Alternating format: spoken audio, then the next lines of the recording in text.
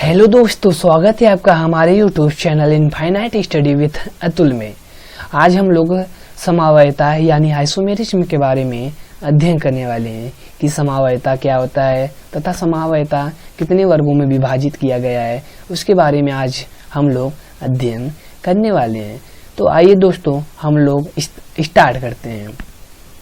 तो सर्वप्रथम समवायता की खोज बर्जीलियस नामक वैज्ञानिक ने किया था। तो आइए दोस्तों, हम लोग स्टार्ट करते हैं कि समवायता किसे कहते हैं।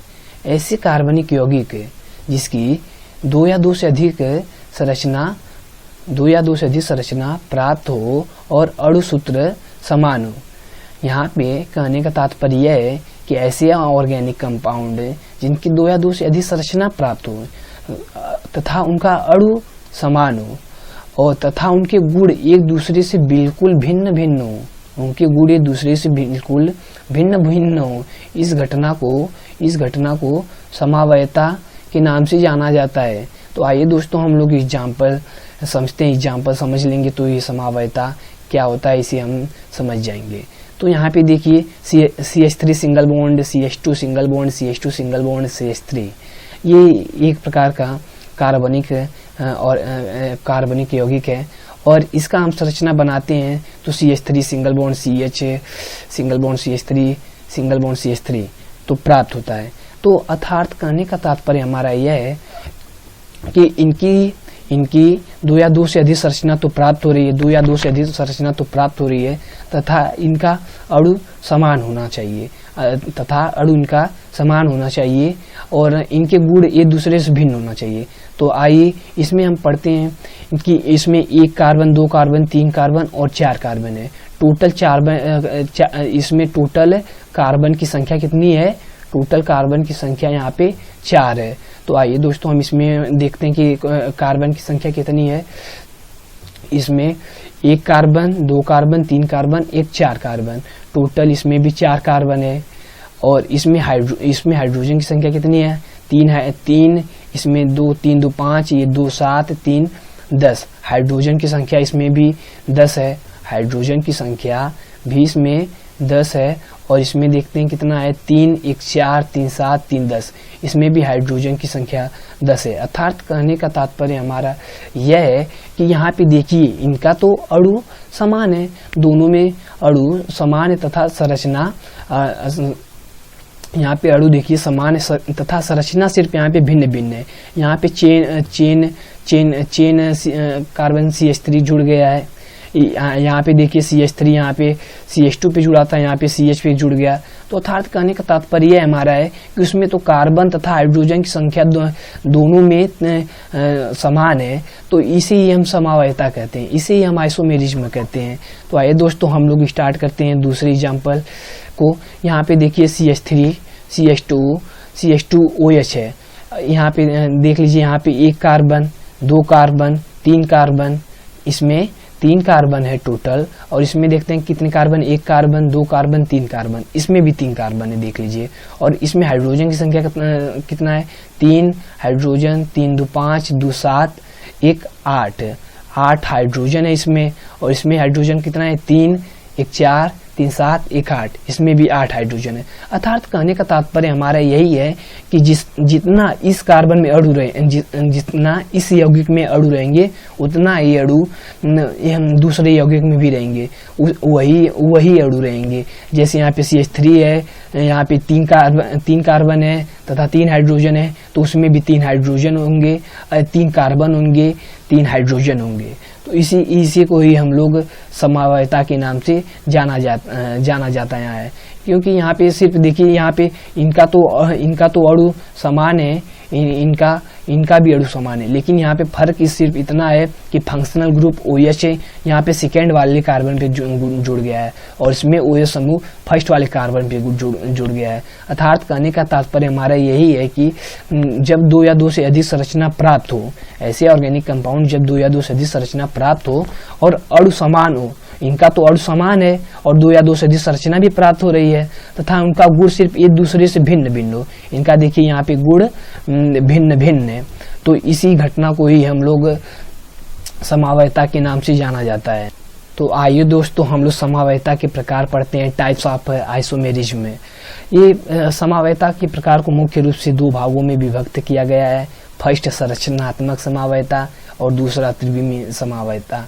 पहले संरचना समवायता को स्ट्रक्चरल आइसोमेरिज्म कहते हैं तथा दूसरे समवायता को स्टीरियो आइसोमेरिज्म के नाम से जाना जाता है। तो आइए दोस्तों हम लोग स्टार्ट करते हैं कि संरचनात्मक समवायता किसे कहते हैं। संरचनात्मक समवायता किसे कहते हैं? संरचना बदल जाने से जो समवायता प्राप्त होती है उसे ही संरचना समवायता कहते हैं। इसके मुख्य रूप से 7-8 प्रकार का होता है। पहला श्रृंखला अथवा नाभिकीय समवायता जिसे चेन और न्यूक्लियर आइसोमेरिज्म कहते हैं। यहाँ पे दूसरा स्थान समवायता जिसे पोटेंशियल आइसोमेरिज्म कहते हैं। यहाँ पे तीसरा क्रियात्मक समूह समवायता जिसे फंक्शनल ग्रुप आइसोमेरिज्म कहते हैं। यहाँ पे चौथा मध्यावयता जिसे मेटामेरिज्म कहते हैं। यहाँ पे पांचवा चलावयता जिसे टाउटोमेरिज्म कहते हैं। यहाँ पे छठवां वलय श्रृंखला समवायता जिसे साइकिल चेन आइसोमेरिज्म कहते हैं। यहाँ पे समस्थानिक समवायता जिसे आइसोटॉप्स आइसोमेरिज्म कहते हैं। तो आइए दोस्तों हम स्टार्ट करते हैं कि यहाँ पे एक एक पॉइंट को लेकर श्रृंखला अथवा नाभिकीय समवायता किसे कहते हैं। तो आइए दोस्तों हम लोग पढ़ते हैं श्रृंखला अथवा नाभिकीय समवायता किसे कहते हैं। तो श्रृंखला समवायता बदल जाने से जो समवायता प्राप्त होती है उसे श्रृंखला समवायता के नाम से जानते हैं। अर्थात हम यह भी कह सकते हैं कि ऐसी संरचना समवायता जिसके ऐसी श्रृंखला समवायता जिनके अणुसूत्र समान होते हैं परंतु श्रृंखलाएं भिन्न भिन्न होती हैं उसे श्रृंखला समवायता कहते हैं। यहाँ पे एग्जाम्पल के रूप में देख लेते हैं कि ये CH3, CH2, CH2, CH3 इसे मुख्य रूप से नॉर्मल ब्यूटेन के नाम से जाना जाता है, जिसकी यहाँ पे इसकी दूसरी संरचना यहाँ पे CH3 है। इसका नाम 2-मेथिल प्रोपेन या इसे आइसोब्यूटेन के नाम से जानते हैं। तो आइए दोस्तों हम लोग ये पता करते हैं कि ये समवायता है कि नहीं, तब इसके बाद श्रृंखला जानेंगे कि यह श्रृंखला समवायता है कि नहीं। यहाँ पे देखिए, यहाँ पे 1 कार्बन, 2 कार्बन, 3 कार्बन, यहाँ पे 4 कार्बन टोटल। यहाँ पे टोटल पहले वाले संरचना में 4 कार्बन है तथा दूसरे वाले में देखते हैं 1 कार्बन, 2 कार्बन, 3 कार्बन, 4 कार्बन और दूसरे वाली संरचना में भी 4 कार्बन है तथा हम इसमें हाइड्रोजन की संख्या काउंट करते हैं। पहले वाले संरचना में कितना है? 3 हाइड्रोजन, 2 हाइड्रोजन, 2 हाइड्रोजन, 3 हाइड्रोजन। यहाँ टोटल 10 हाइड्रोजन है तथा इसमें देखते हैं यहाँ पे 3 हाइड्रोजन, 1 4 हाइड्रोजन, 3 7 हाइड्रोजन, 3 10 हाइड्रोजन। यहाँ पे हम यह भी कह सकते हैं कि यहाँ पे 10 हाइड्रोजन, इसमें भी 10 हाइड्रोजन, इसमें 4 कार्बन, इसमें 4 कार्बन। अर्थात यह तो समवायता है। अब हम लोग चलते हैं, देखते हैं कि यह श्रृंखला अथवा नाभिकीय समवायता कैसे है। तो ये देखिए, इसमें 4 कार्बन है, यह सीधी श्रृंखला में है तथा यहाँ पे इसका देखिए यहाँ पे संरचना बदल गई है। यहाँ पे देखिए ये CH3, इसका चेन कार्बन बदल गया, इनका श्रृंखला बदल गया है। अर्थात श्रृंखला बदल जाने से जो यौगिक प्राप्त होती है उसे इस श्रृंखला अथवा नाभिकीय समवायता कहते हैं। यहाँ पे देखिए CH3, यहाँ पे 4 कार्बन, यहाँ पे इनका पहली श्रृंखला ये था तथा यहाँ पे इसका श्रृंखला बाद में दूसरे वाले कार्बन पे यहाँ पे श्रृंखला जुड़ गई। अर्थात हम यह कह सकते हैं कि ऐसी श्रृंखला समवायता जिनके अणुसूत्र तो समान होते हैं परंतु इनकी श्रृंखलाएं भिन्न भिन्न हो उसे ही हम लोग श्रृंखला अथवा नाभिकीय समवायता के नाम से जानते हैं। तो आइए दोस्तों हम लोग स्टार्ट करते हैं दूसरे एग्जाम्पल को। CH3, CH2, CH3। तो यहाँ पे देखिए, पहले देखते हैं कि यह समवायता है कि नहीं। यहाँ पे देखिए, ये पहला संरचना, ये दूसरा संरचना है। तो हम लोग ये कहते हैं कि इसमें देखते हैं कितने कार्बन है। 1 carbon, 2 carbon, 3 carbon, 4 carbon, 5 carbon, 6 carbon, ये 7 कार्बन। इसमें तो टोटल कार्बनों की संख्या कितनी है, 7 कार्बन की संख्या है। और इसमें देखते हैं कितना कार्बन संख्या है। 1 कार्बन, 2 कार्बन, 3 कार्बन, ये 4 कार्बन, 5 कार्बन, 6 कार्बन, ये 7 कार्बन। इसमें भी 7 कार्बन है। अब पहले वाले संरचना में देखते हैं कि हाइड्रोजन की संख्या कितनी है। 3 कार्बन, 3 2 5, 2 7, 7 2 9, 1 10, 3 13, 3 16 हाइड्रोजन की संख्या है पहले वाले में 16 कितना है, 16 हाइड्रोजन की संख्या। दूसरे वाले में देख लेते हैं कितना है। 3 2 5, 5 1 6, 6 3 9, 1 10, 10 3, 10 3 13, 13 3 16। इसमें भी देखिए 16 हाइड्रोजन है। तो अर्थात हम कह सकते हैं कि इनका दोनों अणु दोनों ऑर्गेनिक कंपाउंड में दोनों का अणु समान है। तथा हम लोग देखते हैं कि यह श्रृंखला अथवा नाभिकीय समवायता है कि नहीं। यहाँ पे देखिए, यहाँ पे CH3 CH2 CH2 CH2 CH3। यहाँ पे देखिए, यहाँ पे दूसरे वाले कार्बन पे श्रृंखला जुड़ा हुआ है, मेथिल ग्रुप जुड़ा हुआ है। तो यहाँ पे देखिए, इसमें हम कह सकते हैं कि यहाँ पे देखिए ये दूसरे वाले पे है, यहाँ पे लंबी श्रृंखला यहाँ पे 6 बनी है, यहाँ पे देखिए लंबी श्रृंखला 5 बनी है। तो इसका ये हमारा तात्पर्य नहीं है। इसका तात्पर्य यह है कि यहाँ पे देखिए एक और श्रृंखला बन गई है। उसमें देखिए सिर्फ एक ही श्रृंखला मेथिल था, और यहाँ पे देखिए यहाँ पे एक और श्रृंखला बन गई CH3।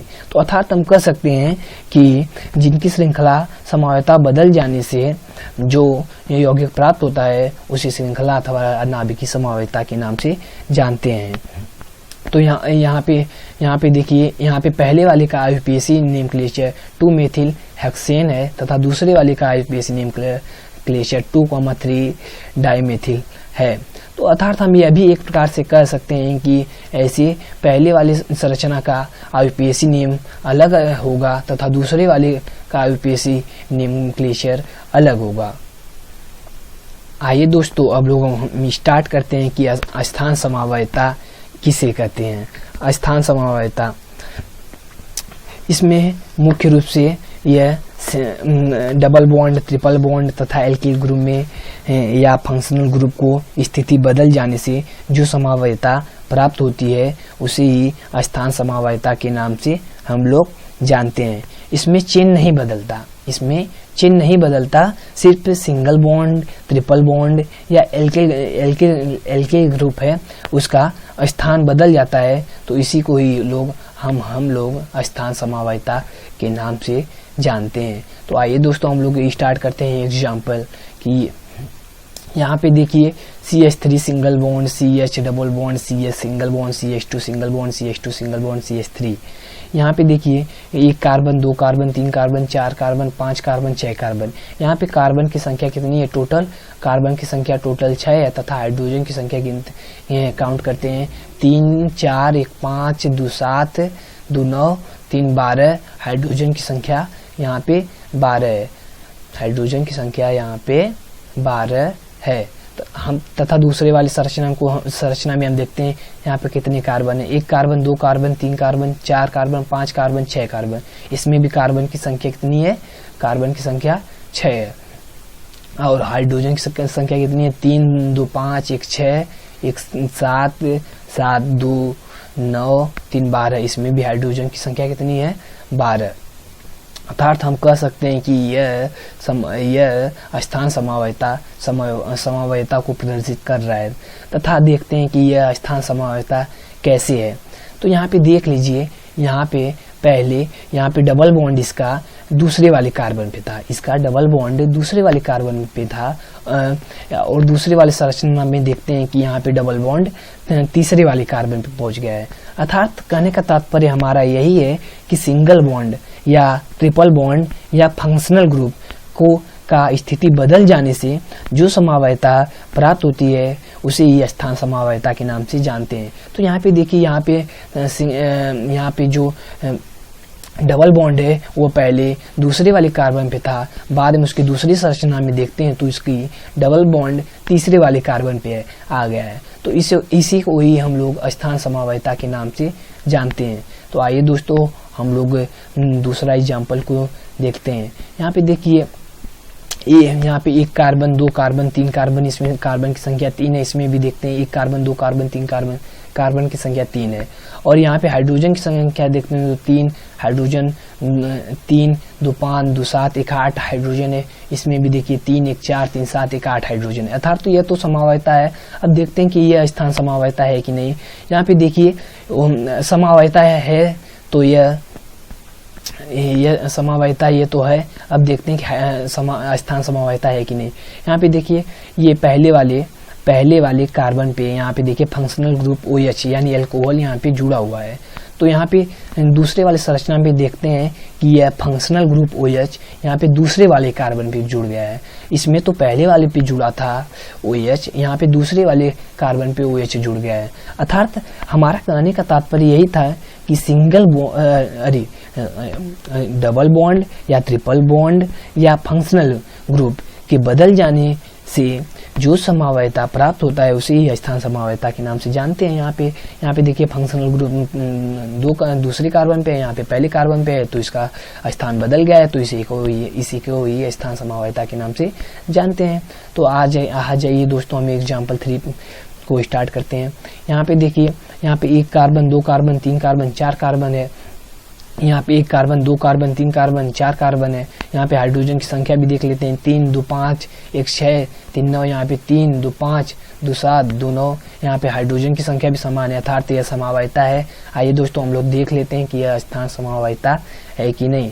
यहाँ पे देखिए यह फंक्शनल ग्रुप Cl जो कि क्लोरीन के नाम से जाना जाता है, यह सेकेंड वाले कार्बन से जुड़ा हुआ है।